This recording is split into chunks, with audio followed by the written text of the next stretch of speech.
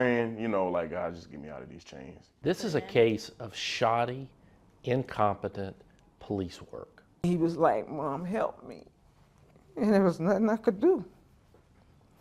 I did all I could do, and there was nothing. It was like falling on deaf ears. And I'm like, "You guys really gonna do this?" And it's like nobody cared. 67 days behind bars for a crime he didn't commit. Tyran Dixon quickly went from wearing a football jersey to a jail jumpsuit.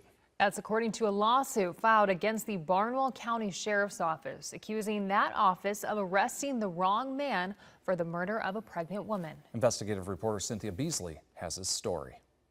Dixon is still trying to make sense of it all. A defensive lineman at Newberry College, he graduated with a master's degree. Then he spent time at the NFL Academy and played professional football at the XFL and in Europe. After finishing his first season abroad in September, he headed home to see his family in Columbia. But when he got off his connecting flight in Boston, he says Massachusetts State Police took him into custody and he had no idea why. I've never been arrested, never had any issue with law enforcement, so I didn't know what was going on. They didn't never tell me what the warrant was for. It wasn't until the next day when he appeared in a Boston courtroom he heard why he was going to jail. The judge, she denied the bond and said that it was a murder and attempted murder charge. Where did your mind go in that moment? I was definitely terrified. Obviously, I know I was innocent, but with these type of things, you don't know what's going on. Less than a year before this, on October 15th, 2023, investigators say 6 people were hurt in a mass shooting in Barnwell County.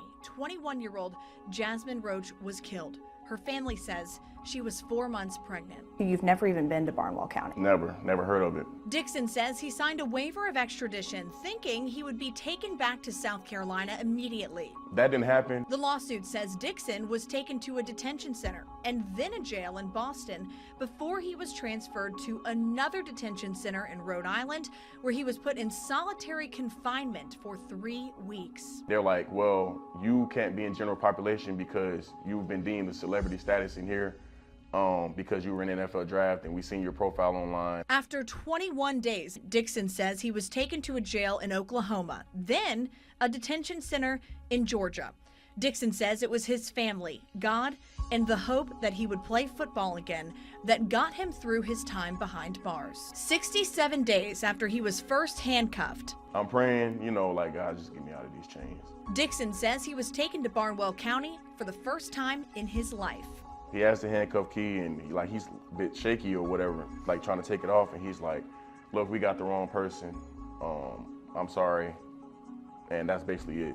So he unlocked my chains. On December 6, 2024, Dixon says he was finally free and was not charged with murder. About 3 weeks later, the Barnwell County Sheriff's Office announced they arrested someone else for Jasmine Roach's murder, Tyran Dixon.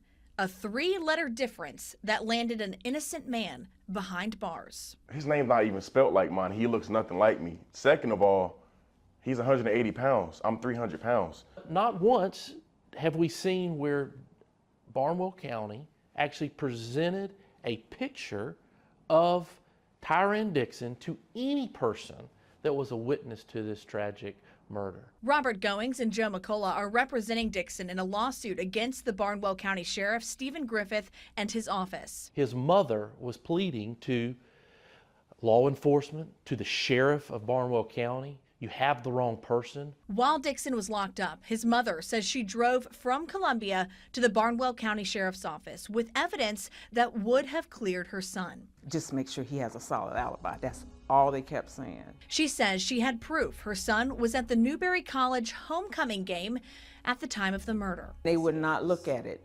He didn't want to hear nothing. They didn't want to see nothing, no nothing. You maliciously took 67, 69 days of my child's life. Dixon is now doing what he can to keep this from happening to anyone else by speaking to groups like this criminal law class at the University of South Carolina.